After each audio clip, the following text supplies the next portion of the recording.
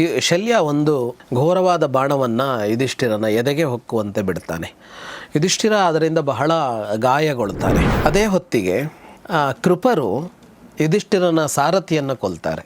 ಅದೇ ಸಮಯವನ್ನು ನೋಡಿಕೊಂಡು ಶಲ್ಯ ಅವನ 4 ಕುದುರೆಗಳನ್ನು ಕೊಲ್ತಾನೆ. ಯುಧಿಷ್ಠಿರನಿಗೆ ಅದೇನು ಮೈ ಮೇಲೆ ಆವೇಶ ಬಂದಂತೆ 6 ಬಾಣಗಳನ್ನು ಬಿಡ್ತಾನೆ. ಅವನ ಬಿಲ್ಲನ್ನು ಕತ್ತರಿಸ್ತಾನೆ. ಅವನ 2 ಕ್ಷುರ ಬಾಣಗಳನ್ನು ಬಿಟ್ಟು ಅವನ ಧ್ವಜವನ್ನು ಕತ್ತರಿಸ್ತಾನೆ.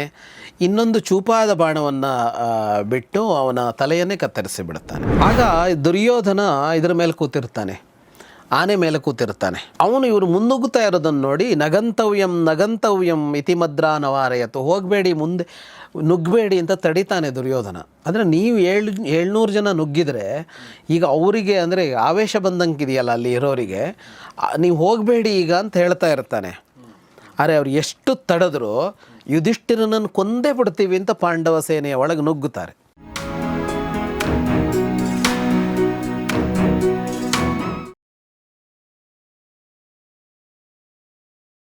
ಸ್ನೇಹಿತರೆ ನಮಸ್ಕಾರ. ಗೌರಿ ಶಕ್ಕಿ ಸ್ಟುಡಿಯೋದ ವಿಶೇಷ ಕಾರ್ಯಕ್ರಮ ಮಹಾಭಾರತ ರಹಸ್ಯಗಳು, ದ ಸೀಕ್ರೆಟ್ಸ್ ಆಫ್ ಮಹಾಭಾರತ. ನಿಮಗೆಲ್ಲ ಆತ್ಮೀಯ ಸ್ವಾಗತ. ನಾನು ಗೌರಿ ಶಕ್ಕಿ. ನಮ್ಮೊಂದಿಗಿದ್ದಾರೆ ವಿದ್ವಾನ್ Jagadish Sharma Sampa sir welcome to the show. ನಮಸ್ತೆ. ನಮಸ್ತೆ. ಮಹಾಭಾರತ ರಹಸ್ಯಗಳನ್ನ ಹೇಳ್ಕೊಡ್ತಾ ಇದ್ದಾರೆ. ಸೊ 18ನೇ ದಿನದ ಯುದ್ಧದಲ್ಲಿದ್ದೀವಿ ಮತ್ತು ಮಧ್ಯಾಹ್ನದ ಯುದ್ಧ ಮುಗಿದು ಸಂಜೆ ಕಡೆಗೆ ನಾವು ಹೋಗ್ತಾ ಇದ್ದೀವಿ. ಕಳೆದ ಸಂಚಿಕೆಯಲ್ಲಿ ಏನಾಗಿದೆ ನೀವು ನೋಡಿದ್ರಿ. ಯುಧಿಷ್ಠಿರ ಮತ್ತು ಶಲ್ಯನ ಮಧ್ಯೆ ಒಂದು ಘೋರವಾದ ಯುದ್ಧ ನಡೆದದ್ದು, ಶಲ್ಯ ಮತ್ತು ಭೀಮರ ಮಧ್ಯೆ ನಡೆದದ್ದು, ಮತ್ತು ಕೌರವರ ಮೂವರು ವೀರರು ಸಾವನ್ನಪ್ಪಿದ್ದು, ಮತ್ತು ಪಾಂಡವರ ಕಡೆ ಒಬ್ಬ ಸುರಥ ಅನ್ನೋ ವೀರ ಸಾವನ್ನಪ್ಪಿದ್ದು ಎಲ್ಲವನ್ನೂ ಕೂಡ ನೋಡಿದ್ವಿ. ಈಗ ಎಲ್ರಿಗೂ ಒಂಥರ ರೆಸ್ಟ್ಲೆಸ್ ಆಗಿದೆ, ಹೇಗಾದರೂ ಮಾಡಿ ಮುಗಿಸ್ಬೇಕು ಅನ್ನೋದು, ಮತ್ತು ಅದೇ ಧಾಟಿಯಲ್ಲಿ ಯುಧಿಷ್ಠಿರ ಮಾತನಾಡಿ ಯುದ್ಧ ಕೂಡ ಶುರು ಆಗಿದೆ. ಎಸ್, ಶಲ್ಯ ಮತ್ತು ಯುಧಿಷ್ಠಿರ ನಡುವಿನ ದ್ವಂದ್ವ ಯುದ್ಧ ಆರಂಭ ಆಗೇ ಬಿಡುತ್ತೆ. ಯುಧಿಷ್ಠಿರನ ಜೊತೆಗೆ ಅವರೆಲ್ಲರೂ ಇರ್ತಾರೆ. ಪ್ರಧಾನವಾಗಿ ಭೀಮ, ಸಾತ್ಯಕಿ ಇವರುಗಳು ಯುದ್ಧ ಮಾಡ್ತಾ ಹೋಗ್ತಾರೆ. ಅರ್ಜುನ ಇರಲಿ ಹಿಂಭಾಗದಲ್ಲಿ ಅಂತ ಹೇಳಿರ್ತಾನೆ, ಆದರೆ ಶಲ್ಯನ ಜೊತೆಗಿನ ಯುದ್ಧದಲ್ಲಿ ಅರ್ಜುನ ಕಾಣಿಸ್ಕೊಳ್ಳೋದಿಲ್ಲ ಈ ಭಾಗ ಬರುವಾಗ.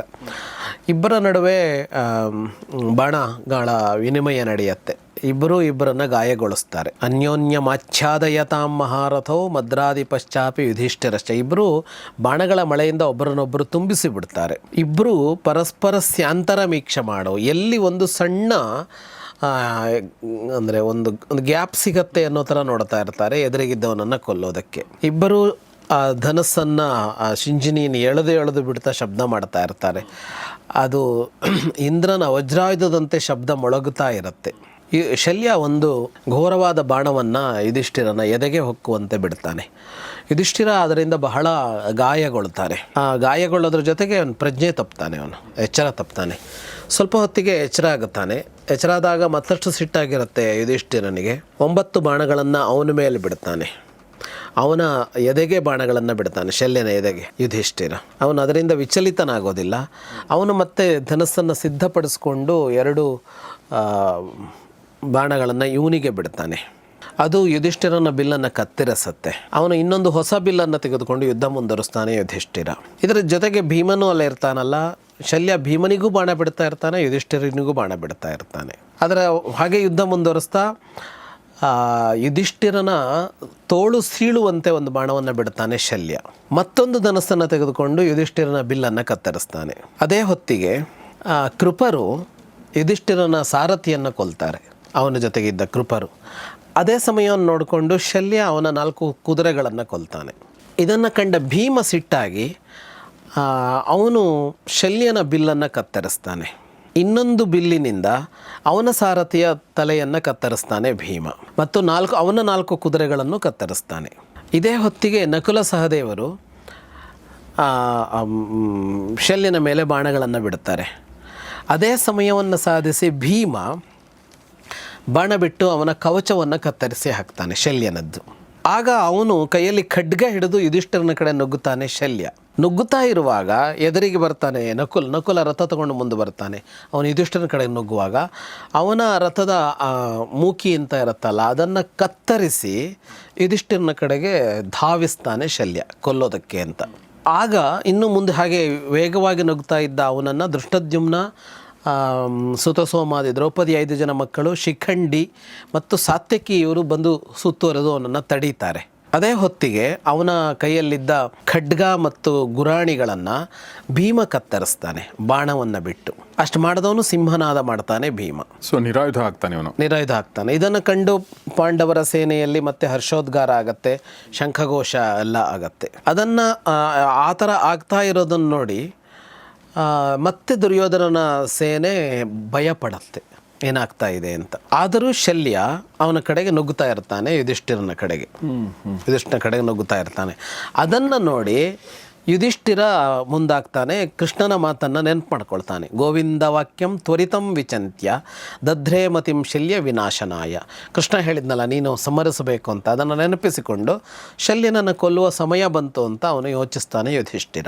ಅವನ ಮೇಲೆ ಶಕ್ತ್ಯಾಯುಧವನ್ನು ಎಸಿತಾನೆ ಯುಧಿಷ್ಠಿರ. ಅವನ ರಥದ ಕೆಳಗಿಳಿದಿರ್ತಾನೆ, ಇವನು ರಥದ ಮೇಲೆ ಇರ್ತಾನೆ. ಅದು ಅವನು ಎಸೆದ ಶಕ್ತ್ಯಾಯುಧ ಹೇಗೆ ಬರ್ತಾ ಇರುತ್ತೆ ಅಂದರೆ, ಈ ಪ್ರಳಯವೇ ಆಗತ್ತೇನೋ ಈಗ, ಒಂದು ಅಗ್ನಿಯ ಒಂದು ಜ್ವಾಲೆ ಬಂದು ಬೀಳ್ತಾ ಇದೆಯೇನೋ ಅನ್ನೋ ತರಹ ಎಲ್ಲ ಕಾಣಿಸುತ್ತೆ ದುರ್ಯೋಧನನ ಸೇನೆಯವರಿಗೆ. ಹಾಗೆ ಭಯಂಕರವಾಗಿ ಶಕ್ತ್ಯಾಯುಧ ಇವನ ಕಡೆಗೆ ಹಾರಿ ಬರುತ್ತೆ. ಅದೊಂದು ವಿಶೇಷವಾದ ಶಕ್ತ್ಯಾಯುಧ ಆಗಿರುತ್ತೆ. ಈಗ ಯುಧಿಷ್ಠಿರ ಪ್ರಯೋಗ ಮಾಡಿದ್ದು ವಿಶೇಷವಾಗಿ ಅವನಿಗೆ ಅದು ಲಭ್ಯ ಆಗಿರುತ್ತೆ. ಅದು ವಿಶ್ವಕರ್ಮನೇ ಸ್ವತಃ ಮಾಡಿದಂತಹ ಶಕ್ತ್ಯಾಯುಧ, ಶಿವನಿಗಾಗಿ ಮಾಡಿದ್ದಾಗಿರುತ್ತೆ. ಅದು ಶಿವನಲ್ಲಿದ್ದಂತಹ ಶಕ್ತ್ಯಾಯುಧ ಯುಧಿಷ್ಠಿರನಿಗೆ ಸಿಕ್ಕಿರುತ್ತೆ. ಅದನ್ನು ಅವನು ಈಗ ಪ್ರಯೋಗ ಮಾಡೋದು. ಅವನು ಅದನ್ನು ಪ್ರಯೋಗ ಮಾಡಿ ಎಸೆಯುವಾಗ ಕೇವಲ ಆಯುಧವನ್ನು ಎಸೆಯೋದಿಲ್ಲ, ಅದನ್ನು ಅಸ್ತ್ರವಾಗಿಸ್ತಾನೆ. ಅಂದರೆ ಅದಕ್ಕೆ ಅಸ್ತ್ರ ಮಂತ್ರಗಳಿಂದ ಅಭಿಮಂತ್ರಿಸಿರ್ತಾನೆ ಯುಧಿಷ್ಠಿರ. ಶಲ್ಯ ಅದನ್ನು ಹಿಡಿದು ಹಿಂದಿರುಗಿ ಹೊಡಿಬೇಕು ಅನ್ನೋದಕ್ಕಾಗಿ ಅದನ್ನು ಹಿಡ್ಕೊಳ್ಳುವ ಪ್ರಯತ್ನದಲ್ಲಿರ್ತಾನೆ ಆ ಶಕ್ತ್ಯಾಯುಧವನ್ನು. ಹಿಂದೂ ಈ ಥರದ್ದು ನಡೆದಿದೆ. ಶಕ್ತ್ಯಾಯುಧಗಳನ್ನೆಲ್ಲ ಎಸೆದಾಗ ಅದನ್ನು ಹಿಡಿದು ವಾಪಸ್ ಎಸೆಯೋದು, ಗದೆ ಎಸೆದಾಗ ಗದೆಯನ್ನು ವಾಪಸ್ ಎಸೆಯೋದು, ಈ ಥರ ಮಾಡ್ತಾರೆ ಅವರು. ಆ ಥರ ಎಸೆಯುವ ಆಯುಧಗಳು ಬಂದಾಗ ಶಲ್ಯ ಪ್ರಯತ್ನ ಮಾಡ್ತಾನೆ, ಆದರೆ ಆಗೋದಿಲ್ಲ. ಅದು ಬಂದು ಅವನ ಎಲ್ಲ ಮರ್ಮಸ್ಥಾನಗಳನ್ನು ಎದೆಯನ್ನು ಬಡಿಯತ್ತೆ, ಅದು ಬಂದು ಜೋರಾಗಿ ಬಡಿಯತ್ತೆ. ಅವನು ನೆಲಕ್ಕೆ ಬೀಳ್ತಾನೆ ಶಲ್ಯ. ಅವನ ಮೂಗು, ಕಣ್ಣು, ಕಿವಿ ಎಲ್ಲದರಿಂದ ರಕ್ತ ಹರಿಯತ್ತೆ. ನಾಸಾಕ್ಷಿ ಕರ್ಣಾಸ್ಯ ವಿನಿಸ್ತೃತೇನ ಪ್ರಸ್ಯಂದತಾಚ ವ್ರಣಸಂಭವೇನ ಸಂಸಿಕ್ತಗಾತ್ರೋ ರುಧಿರೇಣ ಸೋಭೂತ್ ಕ್ರೌಂಚೋ ಯಥಾ ಸ್ಕಂದಹತೋ ಮಹಾದ್ರಿ. ಅವನ ಇಡೀ ಮೈಯಿಂದ ರಕ್ತ ಹರಿಯೋದಕ್ಕೆ ಆರಂಭ ಆಗತ್ತೆ. ಕೈಗಳೆರಡನ್ನೂ ಅಗಲಿಸಿಕೊಂಡು ಅವನು ನೆಲಕ್ಕೆ ಬಿದ್ದು ಬಿಡ್ತಾನೆ ಶಲ್ಯ. ಬೀಳುವಾಗ ಯುಧಿಷ್ಠಿರನ ಕಡೆಗೆ ಅವನು ಬೀಳ್ತಾನೆ. ಬಾಹು ಪ್ರಸಾರ್ಯ ಅಭಿಮುಖೋ ಧರ್ಮರಾಜಸ್ಯ ಮದ್ರರಾಟ್. ಹೀಗೆ ಶಲ್ಯನ ಮರಣ ಆಗುತ್ತೆ. ಸೊ ಅಲ್ಲಿಗೆ ಸೇನಾಧಿಪತಿ ಮತ್ತೆ ಸೇನಾಧಿಪತಿಯ ಸಾವು. 18ನೇ ದಿನ ಮಧ್ಯಾಹ್ನ ಕಳೆದು ಅಪರಾಹ್ನ ನಡೀತಾ ಇರುವ ಹೊತ್ತಿಗೆ ಸೇನಾಧಿಪತಿಯ ಮರಣ ಆಗತ್ತೆ. ಅಲ್ಲಿಗೆ ಯುದ್ಧ ಮುಗೀತಂತನ ಅಥವಾ ಇಲ್ಲ ಯುದ್ಧ ಇನ್ನೂ ಇದೆಯಲ್ಲ, ಯುದ್ಧ ಮುಂದುವರಿಯತ್ತೆ. ಇನ್ನೊಬ್ಬ ಸೇನಾಧಿಪತಿನ ತರಬೇಕಾ ಇವರು? ಲೆಕ್ಕದಂತೆ ತರಬೇಕು. ಆದರೆ ಅಷ್ಟು ಸುಲಭ ಆಗಲ್ಲ, ಬೇರೆ ಥರ ತಿರುಕೊಳ್ತಾ ಹೋಗುತ್ತೆ ಅದೀಗ. ಯಾಕೆಂದರೆ ಈಗೇನಾಗಿದೆ, ಇದ್ದಕ್ಕಿದ್ದಾಗ ಸೇನಾಧಿಪತಿ ಸತ್ತ. ಈ ನಿರೀಕ್ಷೆ ಅವರಿಗಿಲ್ಲ. ಅವರು ಒಟ್ಟಾಗಿ ಯುದ್ಧ ಮಾಡ್ತಾ ಇದ್ದರು. ಶಲ್ಯನಿಗೆ ಯುಧಿಷ್ಠಿರನನ್ನು ಮುಖಾಮುಖಿಯಾಗಿಸಿದ್ರು ಅನ್ನೋದು ಅವ್ರಿಗೆ ಗೊತ್ತಿತ್ತಲ್ಲ. ಹಾಗಾಗಿ ಅದನ್ನು ಬಹಳ ವಿಶೇಷವಾಗಿ ಅವರು ಸ್ವೀಕರಿಸಿರೋದಿಲ್ಲ. ಈಗ ಶಲ್ಯನ ಮೇಲೆ ಅರ್ಜುನನೋ ಭೀಮನೋ ಬರ್ತಾರೆ ಅಂತಂದಾಗ ಅವ್ರಿಗೆ ಹೆಚ್ಚು ನಿಗಾ ಇರುತ್ತೆ. ಹಾಗಿರಲಿಲ್ಲ. ಮತ್ತು ಶಲ್ಯ ಒಂದು ಸಮಯ ಆದ ಮೇಲೆ ಬಹಳ ಗೌರವವಾಗಿ ಯುದ್ಧ ಮಾಡ್ತಾ ಇದ್ದ. ಈಗ ಯುಧಿಷ್ಠಿರ ಅವನೆದುರಿಗೆ ಬರ್ತಾ ಇದ್ದಿದ್ದನ್ನು ಲಘುವಾಗಿ ಪರಿಗಣಿಸಿದರು ಅಂತ ಅನಿಸುತ್ತೆ. ಆದರೆ ಮುಗಿದೋಯ್ತು ಕೆಲಸ. 18ನೆಯ ದಿನ ಒಬ್ಬ ಸೇನಾಧಿಪತಿಯನ್ನು ಕೊಂದು, ಶಲ್ಯನಂತವನನ್ನು ಕೊಂದು ಯುಧಿಷ್ಠಿರ ತಾನು ರಾಜನಾಗುವ ಶೌರ್ಯ ಇದೆ ಅನ್ನೋದನ್ನು ಪ್ರೂವ್ ಮಾಡಿಕೊಂಡಂತೆ ಆಯಿತು ಇದರಲ್ಲಿ. ಇಷ್ಟಾಗ್ತಾ ಇದ್ದ ಹಾಗೆ ಯುಧಿಷ್ಠಿರ ಭಯಂಕರವಾದ ಯುದ್ಧ ಮುಂದುವರಿಸಿಬಿಡ್ತಾನೆ. ಸೈನ್ಯದ ಮೇಲೆ ದಾಳಿ ಆರಂಭ ಮಾಡಿಬಿಡ್ತಾನೆ. ಶಲ್ಯನನ್ನು ಕೊಂದವನು ನಿಲ್ಲಿಸೋದೇ ಇಲ್ಲ ಅವನು. ಆಗ ಶಲ್ಯನ ತಮ್ಮ ಮುನ್ನುಗ್ಗುತ್ತಾನೆ. ಅವನ ತಮ್ಮ ಒಬ್ಬ ಇರ್ತಾನೆ ಅಲ್ಲಿ ಯುದ್ಧ ಮಾಡ್ತಾ. ಅವನು ಮುಂದೆ ಬರ್ತಾನೆ. ಅಂದರೆ ಅಣ್ಣನ ಸಾವಿಗೆ ಪ್ರತೀಕಾರ ಮಾಡ್ತೀನಿ ಅಂತ ನುಗ್ಗಿ ಬರ್ತಾನೆ ಅವನು. ಯುಧಿಷ್ಠಿರನಿಗೆ ಅದೇನು ಮೈ ಮೇಲೆ ಆವೇಶ ಬಂದಂತೆ 6 ಬಾಣಗಳನ್ನು ಬಿಡ್ತಾನೆ. ಅವನ ಬಿಲ್ಲನ್ನು ಕತ್ತರಿಸ್ತಾನೆ. ಅವನ 2 ಕ್ಷುರ ಬಾಣಗಳನ್ನು ಬಿಟ್ಟು ಅವನ ಧ್ವಜವನ್ನು ಕತ್ತರಿಸ್ತಾನೆ. ಇನ್ನೊಂದು ಚೂಪಾದ ಬಾಣವನ್ನು ಬಿಟ್ಟು ಅವನ ತಲೆಯನ್ನೇ ಕತ್ತರಿಸಿ ಬಿಡ್ತಾನೆ. ಅದನ್ನು ಹಿಂಗೆ ಅವನು ಬರ್ತಾ ಇರೋ ಹಾಗೆಯೇ ಅವನನ್ನು ಕೊಂದು ಮುಗಿಸ್ತಾನೆ. ಬಟ್ ಶಲ್ಯನ ಹೆಸರಿಗೇನಾದರೂ ಇದು ಇದೆಯಾ? ನಾವು ಮದ್ರಾಧಿಪತಿ ಅಂತ ಕರಿತೀವಿ ಅವನಿಗೆ, ಮದ್ರಾಧಿಪತಿ ಅಂದ್ರೆ ಮದ್ರದ ದೊರೆ ಅಂತ. ದೊರೆ ಅಂತ. ಶಲ್ಯ ಅನ್ನೋದಕ್ಕೆ ಬೇರೆ ಬೇರೆ ಅರ್ಥಗಳಿವೆ. ಅದು ಚೂಪಾಗಿ ಚುಚ್ಚೋದು ಅನ್ನುವ ಅರ್ಥದಲ್ಲಿ ಕ್ಷತ್ರಿಯನಾಗಿದ್ದರಿಂದ ಇಟ್ಟಿರ್ಬೋದು. ಅದೊಂದು ಶಲ್ಯವಾಗಿ ಕಾಡ್ತಾ ಒಂದು ಬಾಣದ ಮನೆ ಬಂದು ಚುಚ್ಕೊಳ್ಳುತ್ತಲ್ಲ, ಅದಕ್ಕೆ ಹೇಳ್ತಾರೆ. ಅದು ನೋವು ಅನ್ನೋ ಅರ್ಥದಲ್ಲಿ ಹೇಳ್ತಾರೆ, ವೇದನೆ ಅನ್ನುವ ಅರ್ಥದಲ್ಲಿ ಹೇಳ್ತಾರೆ, ರೋಗ ಅನ್ನುವ ಅರ್ಥದಲ್ಲೂ ಬಳಸ್ತಾರೆ. ಕ್ಷತ್ರಿಯರು ಈ ಥರ ಹೆಸರುಗಳನ್ನು ಯಾಕೆ ಇಟ್ಕೊಳ್ತಾ ಇದ್ದು ಅಂದರೆ ನೀನು ವಿರೋಧಿಗೆ ಆ ಥರ ಆಗಿದೆಯಾ ಅನ್ನೋ ಅರ್ಥದಲ್ಲಿ. ನಾವು ಶಲ್ಯ ಅಂದ್ರೆ ಅದಕ್ಕೆ ಶಲ್ಯ ಅಂತ ಕರೀತಾರೆ, ಮೇಲೆ ಹಾಕೊಳ್ಳೋ ಇದಕ್ಕೆ. ಅದು ಅವಾಗಿತ್ತಲ್ಲ ಗೊತ್ತಿಲ್ಲ, ಆವಾಗ ಆ ಶಬ್ದ ಇರಲಿಲ್ಲ. ಯಾವಾಗ ಶಲ್ಯನ ತಮ್ಮನ ಮರಣವೂ ಆಯಿತೋ, ದುರ್ಯೋಧನನ ಸೇನೆಯಲ್ಲಿ ಹಾಹಾಕಾರ ಆರಂಭ ಆಗತ್ತೆ, ಓಡೋದಕ್ಕೆ ಆರಂಭ ಮಾಡಿಬಿಡುತ್ತಾರೆ. ಅವ್ರು ಪುಣ್ಯವಂತರು ಓಡ್ತಾ ಇರೋರು, ಇನ್ನೂ ಬದುಕಿದಾರಲ್ಲ ಅವರು. ಹೌದು ಅಲ್ವಾ. ವಿತ್ರೇಸು ಪಾಂಡವ ಭಯಾತ್ ರಜೋಧ್ವಸ್ತಾಸ್ ತಥಾಭೃಶಂ ಅಂತ, ಪಾಂಡವರ ಭಯ ಆವರಿಸಿ ಬಿಡತ್ತೆ ಅವರಲ್ಲಿ ಅಂತ. ಹಾಗೆ ಓಡ್ತಾ ಇರೋರನ್ನ ಸಾತ್ಯಕಿ ಬೆನ್ನಹಟ್ಟಿ ಹೋಗ್ತಾನೆ. ಅದು ಹಾಗೆ ಮುಂದೋಗ್ತಾ ಇದ್ದ ಸಾತ್ಯಕಿಯನ್ನು ಕೃತವರ್ಮ ಬಂದು ತಡಿತಾನೆ. ಅದನ್ನು ಜೋಡಿ ಯಾವಾಗಲೂ ಇರುತ್ತೆ ಯಾದವರಲ್ಲಿ. ಇವನು ಬಂದರೆ ಅವನು ತಡೆಯೋದು, ಅವನು ಬಂದರೆ ಇವನು ತಡೆಯೋದು. ಅವರಿಬ್ಬರ ನಡುವೆ ಒಂದಿಷ್ಟು ಯುದ್ಧ ಮುಂದುವರಿಯುತ್ತೆ. ಯಾವಾಗ ಕೃತವರ್ಮ ಬಂದು ಸಾತ್ಯಕಿಯನ್ನು ಎದುರಿಸಿದ್ನೋ ಅವರು ಮತ್ತೆ ಹಿಂದಿರುಗುತ್ತಾರೆ ದುರ್ಯೋಧನನ ಸೈನಿಕರು. ಪಾಪ ಅವರ ಪರಿಸ್ಥಿತಿ ಎಷ್ಟು ಅಂದರೆ ಸರಿಯಾದ ನೇತಾರನೇ ಸಿಗ್ತಾ ಇಲ್ಲ ಅವರಿಗೆ. ಕೃತವರ್ಮ ಬಂದು ಜೋರಾಗಿ ಸಾತ್ಯಕಿ ಜೊತೆಗೆ ಯುದ್ಧ ಮಾಡ್ತಾ ಇದ್ದಾಗ ಮತ್ತೆ ಹಿಂದಿರುಗಿ ಬರ್ತಾರೆ. ಆದರೆ ಸಾತ್ಯಕಿ ಕೃತವರ್ಮನನ್ನು ರಥಹೀನನ್ನಾಗಿಸಿ ಬಿಡ್ತಾನೆ. ಅವನ ಪಾರ್ಷ್ಣಿ ಚಕ್ರರಕ್ಷಕರನ್ನು ಕೊಲ್ತಾನೆ, ಕುದುರೆಯನ್ನು ಕೊಲ್ತಾನೆ, ಸಾರಥಿಯನ್ನು ಕೊಲ್ತಾನೆ. ಯಾವಾಗ ಅವನ ಕಥೆಯೂ ಅಷ್ಟಾಯಿತೋ, ದುರ್ಯೋಧನ ಬಲಂ ಸರ್ವಂ ಪುನರಾಸೀತ್ ಪರಾಂಗುಖಂ, ಮತ್ತೆ ಅವರು ಪಲಾಯನ ಮಾಡೋದಕ್ಕೆ ಆರಂಭ ಮಾಡ್ತಾರೆ.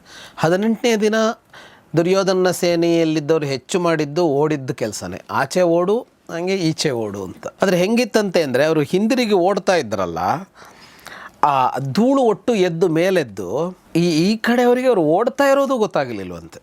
ಅವರು ಹೆದರಿ ವಾಪಸ್ ಓಡಿದ್ದಾರೆ ಅನ್ನೋದು ಗೊತ್ತಾಗಲಿಲ್ವಂತೆ. ತತ್ ಪರೇ ನಾವಬುದ್ಧ್ಯಂತ ಸೈನ್ಯೇನ ರಜಸಾವೃತೆ. ಆಗ ದುರ್ಯೋಧನ ಬರ್ತಾನೆ ನುಗ್ಗಿ. ಅವನಿಗೆ ದೃಷ್ಟದ್ಯುಮ್ನ ಎದುರಾಗ್ತಾನೆ. ದೃಷ್ಟದ್ಯುಮ್ನರ ನಡುವೆ ಒಂದು ಯುದ್ಧ ಆರಂಭ ಆಗತ್ತೆ. ಇಷ್ಟೊತ್ತಿಗೆ ಕೃತವರ್ಮ ಇನ್ನೊಂದು ರಥವನ್ನು ಎರ್ಕೊಂಡು ಬಂದಿರ್ತಾನೆ. ಕೃತವರ್ಮನನ್ನು ಯುಧಿಷ್ಠಿರ ಎದುರಿಸ್ತಾನೆ. ಯುಧಿಷ್ಠಿರ ಅವನ ಜೊತೆಗೆ ಯುದ್ಧ ಆರಂಭ ಮಾಡ್ತಾ ಇದ್ದ ಹಾಗೇನೆ ಅವನ 4 ಕುದುರೆಗಳನ್ನು ಕೊಂದು ಬಿಡ್ತಾನೆ ಯುಧಿಷ್ಠಿರ. ಅವನನ್ನು ಅಶ್ವತ್ಥಾಮ ತನ್ನ ರಥದಲ್ಲಿ ಕೂರಿಸ್ಕೊಂಡು ಹೋಗಬೇಕಾಗತ್ತೆ. ಯುಧಿಷ್ಠಿರನಿಂದ ದೂರ ಕರ್ಕೊಂಡು ಹೋಗ್ಬಿಡ್ತಾನೆ ಅಶ್ವತ್ಥಾಮ ಕೃತವರ್ಮನನ್ನು. ಅಂದರೆ ಇವತ್ತು ಯುಧಿಷ್ಠಿರ ಅಷ್ಟು ಭಯ ಹುಟ್ಟಿಸ್ತಾನೆ. ಯುಧಿಷ್ಠಿರನಿಗೆ ಮತ್ತು ಕೃಪರಿಗೆ ಯುದ್ಧ ಆರಂಭ ಆಗುತ್ತೆ. ಇಷ್ಟಾಗುತ್ತಾ ಇದ್ದ ಹಾಗೆ ಶಲ್ಯನ ಸೇನೆಯ, ಮದ್ರದ ಸೇನೆಯ 700 ಜನ ರಥಿಗಳು ಅವರು ಸಿಟ್ಟಿನಿಂದ ತಮ್ಮ ದೊರೆ ಸತ್ತಿದ್ದಾನೆ ಅಂತ ಅವರು ಯುದ್ಧಕ್ಕೆ ಬರ್ತಾರೆ. ಆಗ ದುರ್ಯೋಧನ ಇದರ ಮೇಲೆ ಕೂತಿರ್ತಾನೆ, ಆನೆ ಮೇಲೆ ಕೂತಿರ್ತಾನೆ. ಅವನು ಇವರು ಮುನ್ನುಗ್ಗುತ್ತಾ ಇರೋದನ್ನು ನೋಡಿ ನಗಂತವ್ಯಂ ಇತಿ ಮದ್ರಾ ನವಾರಯತು, ಹೋಗಬೇಡಿ, ಮುಂದೆ ನುಗ್ಗಬೇಡಿ ಅಂತ ತಡಿತಾನೆ ದುರ್ಯೋಧನ. ಅಂದರೆ ನೀವು 700 ಜನ ನುಗ್ಗಿದರೆ ಈಗ ಅವರಿಗೆ ಅಂದರೆ ಆವೇಶ ಬಂದಂಗಿದೆಯಲ್ಲ ಅಲ್ಲಿ ಇರೋರಿಗೆ, ನೀವು ಹೋಗಬೇಡಿ ಈಗ ಅಂತ ಹೇಳ್ತಾ ಇರ್ತಾನೆ. ಆದರೆ ಅವ್ರು ಎಷ್ಟು ತಡೆದ್ರು ಯುಧಿಷ್ಠಿರನನ್ನು ಕೊಂದೇ ಬಿಡ್ತೀವಿ ಅಂತ ಪಾಂಡವ ಸೇನೆಯ ಒಳಗೆ ನುಗ್ಗಿ ಯುದ್ಧ ಆರಂಭ ಮಾಡ್ತಾರೆ. ಇದಿಷ್ಟು ದೂರದಲ್ಲಿ ಯುದ್ಧ ಮಾಡ್ತಾ ಇದ್ದ ಅರ್ಜುನನಿಗೆ ಗೊತ್ತಾಗುತ್ತೆ ಶಲ್ಯ ಸತ್ತಿರೋದು, ಇವರು ನುಗ್ಗಿರೋದು. ಆ ಹೊತ್ತಿಗೆ ಅರ್ಜುನ ಬರ್ತಾನೆ ಅಲ್ಲಿಗೆ. ಮೊದಲೇ ಇವರು ಜನ ಇದ್ದರು, ಈಗ ಅರ್ಜುನ ಸೇರಿಕೊಳ್ತಾನೆ. ಅರ್ಜುನ, ಭೀಮ, ನಕುಲ, ಸಹದೇವ, ಸಾತ್ಯಕಿ, ದ್ರೌಪದಿಯ ಮಕ್ಕಳು, ದೃಷ್ಟದ್ಯುಮ್ನ, ಶಿಖಂಡಿ, ಇವರಿಷ್ಟೂ ಜನ ಸೇರಿ 700 ಜನರ ಮೇಲೆ ಆಕ್ರಮಣ ಮಾಡ್ತಾರೆ. ಅಂದರೆ ಯುಧಿಷ್ಠಿರನನ್ನು ಸಂಹರಿಸೋಕೆ ಬಂದವರಲ್ವ ಇವರು 700 ಜನ. ನುಗ್ಗಿದವರು ಎಲ್ಲಿ ಯುಧಿಷ್ಠಿರ ಅಂತ ಕೂಗ್ಕೊಂಡು ನುಗ್ತಾ ಇರ್ತಾರೆ ಅವರೂ ಭಾಳ ಧೈರ್ಯದಿಂದ. ಭಾವಶ್ಚುಕೃಶಸ್ತತ್ರ ಕ್ವಸರಾಜ ಯುಧಿಷ್ಠಿರ ಭ್ರಾತರೋ ವಾಸ್ಯತೆ ಶೂರ ದೃಶ್ಯಂತೆ ನೇಹ ಕೇಚನ. ಅವನ ತಮ್ಮಂದ್ರೆ ಎಲ್ಲೋದ್ರು ಬಹಳ ಶೂರರು ಅಂತ ಹೇಳ್ಕೊಳ್ತಾರಲ್ಲ ಅಂತ ಹೇಳ್ಕೊಂಡು ನುಗ್ತಾ ಇರ್ತಾರೆ. ಈ ದುರ್ಯೋಧನ ಹೇಳ್ತಾ ಇದ್ರು, ಅವ್ರು ನುಗ್ತಾ ಇದ್ರಲ್ಲ. ಆಗ ಉಲೂಕ ಹೇಳ್ತಾನೆ, ಶಕುನಿಯ ಮಗ, ಅವ್ರು ಒಳಗೆ ಹೋಗಿ ನುಗ್ತಾ ಇದ್ದಾರೆ, ಅಲ್ಲೋದ್ರು ಸಾಯ್ತಾರೆ ಅವರು, ಇದು ಸರಿಯಲ್ಲ, ಇದು ಅವರನ್ನು ಹೀಗೆ ಸಾಯೋದಕ್ಕೆ ಬಿಡೋದು ಸರಿಯಲ್ಲ, ಹಾಗಾಗಿ ನಾವೆಲ್ಲರೂ ಸೇರಿ ಅವರ ರಕ್ಷಣೆಗೆ ಹೋಗೋಣ ಅಂತ ಉಲೂಕ ಹೇಳ್ತಾನೆ. ಅದಕ್ಕೆ ದುರ್ಯೋಧನ ಹೇಳ್ತಾನೆ, ಎಷ್ಟು ತಡೆದ್ರೂ ಕೇಳದೆ ಒಳಗೆ ನುಗ್ಗಿದ್ದಾರೆ ಅವರು ಸತ್ತಂತೆಯೇ ಲೆಕ್ಕ ಇನ್ನು ಅಂತ. ಒಳ ಹೋಗಿ ಸೇರಿ ಆಗಿದೆ, ಅವರನ್ನು ರಕ್ಷಣೆ ಮಾಡೋದು ಸುಲಭ ಇಲ್ಲ ಅಂತ ದುರ್ಯೋಧನ ಹೇಳ್ತಾನೆ. ಅದಕ್ಕೆ ಶಕುನಿ ಹೇಳ್ತಾನೆ, ಯುದ್ಧ ನಡೀತಾ ಇರುವಾಗ ಎಷ್ಟೋ ಸಲ ವೀರರು ತಮ್ಮ ಒಡೆಯನ ಮಾತನ್ನು ಕೇಳಲ್ಲ, ಅವ್ರ ಮೇಲೆ ನೀನು ಸಿಟ್ಟು ಮಾಡೋ ಸಮಯ ಅಲ್ಲ ಇದು, ಅವರನ್ನು ರಕ್ಷಿಸಬೇಕು ಅಂತ ಶಕುನಿ ಹೇಳ್ತಾನೆ. ನಭರ್ತು ಶಾಸನಂ ವೀರ ರಣೇ ಕುರುವಂತ್ಯಮರ್ಷಿತಾ ಅಲಂ ಕ್ರೋದ್ಧುಂ ತಥೈತೈಷಾಂ ನಾಯಂ ಕಾಲ ಉಪೇಕ್ಷಿತಂ. ಅಂದರೆ ನನ್ನ ಮಾತು ಕೇಳದೆ ಹೋದರು ಅಂತ ಸಿಟ್ಟು ಮಾಡೋ ಹೊತ್ತಲ್ಲ ಇದು. ಯಾಕೆಂದರೆ ಯುದ್ಧದ ಉನ್ಮಾದದಲ್ಲಿರ್ತಾರೆ, ಒಡೆಯನ ಮಾತು ಕೇಳಲ್ಲ, ಹಾಗಾಗಿ ಈ ಉಪೇಕ್ಷೆ ಮಾಡಬಾರದು ಅವರನ್ನು ನಾವು ಅಂತ. ಹಾಗಾಗಿ ನಾವೆಲ್ಲ ಹೋಗೋಣ ಅಲ್ಲಿಗೆ ಅಂತ ಶಕುನಿ ಹೇಳ್ತಾನೆ. ನಮಗೀಗಿರೋದೊಂದೇ ದಾರಿ ಅಂತ, ಅನ್ಯೋನ್ಯಂ ಪರಿರಕ್ಷಾಮಃ ಯತ್ನೇನ ಮಹತಾನ್ ನೃಪ. ನಾವು ಒಬ್ಬರನ್ನೊಬ್ಬರನ್ನು ನಾವೇ ರಕ್ಷಿಸಿಕೊಳ್ಬೇಕಾಗಿದೆ ಈಗ ಅಂತ. ಅಂದರೆ ನಾವೇ ನಮ್ಮನ್ನು ರಕ್ಷಿಸಿಕೊಳ್ತೀವಿ ಅಂತಿಲ್ಲ, ನಾನು ನಿನ್ನನ್ನು ರಕ್ಷಿಸಬೇಕು, ನೀನು ನನ್ನನ್ನು ರಕ್ಷಿಸಬೇಕು ಅನ್ನೋ ಥರ. ಹಾಗಾಗಿ ಪರಸ್ಪರ ರಕ್ಷಿಸ್ಕೊಳ್ಬೇಕಿದೆ ಅಂತ. ಇಷ್ಟು ಮಾತಾಡ್ಕೊಂಡು ಅವರೆಲ್ಲ ಆ ಕಡೆ ನುಗ್ಗುತ್ತಾರೆ. ಈಗ ಇಷ್ಟರೊಳಗೆ ಅಲ್ಲೇನಾಗಿರುತ್ತೆ, ಅವ್ರು ಒಳಗೆ ನುಗ್ಗಿರ್ತಾರಲ್ಲ, ಅವರನ್ನು ಸುತ್ತುವರೆದು ಬಿಡ್ತಾರೆ ಅವರು. ಇವರೆಲ್ಲ ಪಾಂಡವ ಮಹಾವೀರರು, ಪಾಂಡವ ಸೇನೆ ಅವರನ್ನು ಒಳಗೆ ಬಿಟ್ಟುಕೊಂಡು ಸುತ್ತುವರೆದು ಬಿಡುತ್ತೆ. ನೋಡ್ತಾ ನೋಡ್ತಾ ಇರುವಾಗ 700 ಜನ ಸತ್ತು ಹೋಗ್ಬಿಡ್ತಾರೆ. ಸಂಜಯ ಹೇಳ್ತಾನೆ, ಇಷ್ಟೆಲ್ಲ ಆಗಿದ್ದನ್ನು ನೋಡಿ ಮತ್ತೆ ನಮ್ಮ ಸೇನೆ ಭಯಭೀತ ಆಯಿತು. ದುರ್ಯೋಧನ ಬಲಂ ಸರ್ವಂ ಪುನರಾಸೀತ್ ಪರಾಮುಖಂ. ಎಷ್ಟು ಮಾಡಿ ಮತ್ತೆ ಮುಂದೆ ಬಂದರು, ಈಗ ಮತ್ತೆ ಭಯದಿಂದ ಹಿಂದಿರುಗಿ ಓಡೋದಕ್ಕೆ ಆರಂಭ ಮಾಡುತ್ತಾರೆ. ಪಾಂಡವ ಸೇನೆ ಅವರು ಎಲ್ಲಿ ಕಂಡರೂ ಅವರನ್ನು ಅಟ್ಟಿಸಿಕೊಂಡು ಹೋಗಿ ಕೊಲ್ಲೋದಕ್ಕೆ ಆರಂಭ ಮಾಡುತ್ತೆ. ದಿಶೋಬೇಜೇತ ಸಂಭ್ರಾಂತಂ, ದಿಕ್ಕಿಗೆ ಓಡೋಗಿಬಿಡ್ತಾರೆ ದುರ್ಯೋಧನನ ಸೇನೆಯ ವೀರರು. ಸೊ ಅಲ್ಲಿಗೆ ಧೃತರಾಷ್ಟ್ರನು ಕೂಡ ಕನ್ಫರ್ಮ್ ಆಯಿತು, ನಮ್ಮದು ಕತೆ ಮುಗೀತು ಅಂಥೇಳಿ. ಕೂತ್ಕೊಂಡಲ್ಲೇ ಅವನಿಗೆ ಅರ್ಥ ಆಗಿರುತ್ತೆ. ಯಾಕೆಂದರೆ ಏನೇನೋ ಭ್ರಮೆಗಳಿದ್ದು ಎಲ್ಲದರ ಹೊರತಾಗಿ ಕೂಡ ಅವ್ನು ಹಂಗೆ ಮಾಡ್ಬೋದು ಹಿಂಗೆ ಮಾಡ್ಬೋದು ಅಂತ. ಬಟ್ ಅದು ಯಾವುದು ಕೂಡ ಆಗದೆ ಪ್ರಾಯಶಃ ತುಂಬ ನಿರಾಶೆಯಲ್ಲಿ ಧೃತರಾಷ್ಟ್ರ ಇರ್ತಾನೆ ಅಂತ ಅನಿಸುತ್ತೆ. ಸೊ ಈ ಕುರಿತಾಗಿ ಮತ್ತಷ್ಟು ಮಾಹಿತಿನ ಮುಂದಿನ ಸಂಚಿಕೆಯಲ್ಲಿ ನೋಡೋಣ. ಸೊ ಶಲ್ಯ ವೀರಾವೇಶದ ಮಾತನಾಡಿ ವೀರಾವೇಶದ ಹೋರಾಟ ಕೂಡ ಮಾಡಿ ಕೊನೆಗೂ ಪರಿಸಮಾಪ್ತಿ ಆಯಿತು ಆತನ ಕತೆ ಕೂಡ. ಮುಂದಿನ ಭಾಗದಲ್ಲಿ ದುರ್ಯೋಧನನ ಕಥೆ ಏನಾಗುತ್ತೆ ಅನ್ನೋದನ್ನು ನೋಡೋಣ ಅಂತ ಹೇಳ್ತಾ ಇವತ್ತಿನ ಎಪಿಸೋಡ್ ಮುಗಿಸೋಕ್ಕಿಂತ ಮುಂಚೆ ಈ ಎಲ್ಲವನ್ನು ನಮಗೆ ಸವಿಸ್ತಾರವಾಗಿ ಹೇಳ್ತಿರುವಂಥ ವಿದ್ವಾನ್ ಜಗದೀಶ್ ಶರ್ಮಾ ಸಂಪತ್ ಸರ್ಗೆ ನಿಮ್ಮೆಲ್ಲರ ಪರವಾಗಿ ಧನ್ಯವಾದಗಳು sir. Thank you very much. So ಸ್ನೇಹಿತರೆ, ನಿಮ್ಮ ಅನಿಸಿಕೆಗಳಿಗೆ, ಅಭಿಪ್ರಾಯಗಳಿಗೆ ಮತ್ತು ಪ್ರಶ್ನೆಗಳಿಗೆ ಸ್ವಾಗತ. ನಿಮ್ಮ ಎಲ್ಲ ಸ್ನೇಹಿತರೊಂದಿಗೆ ಶೇರ್ ಮಾಡಿ. ನೋಡ್ತಾರೆ ಗೌರಿಶಕ್ತಿ ಸ್ಟುಡಿಯೋ, ನೋಡ್ತಾರೆ ಮಹಾಭಾರತ ರಹಸ್ಯಗಳು, ಅಂದರೆ ದ ಸೀಕ್ರೆಟ್ಸ್ ಆಫ್ ಮಹಾಭಾರತ. ನಮಸ್ಕಾರ.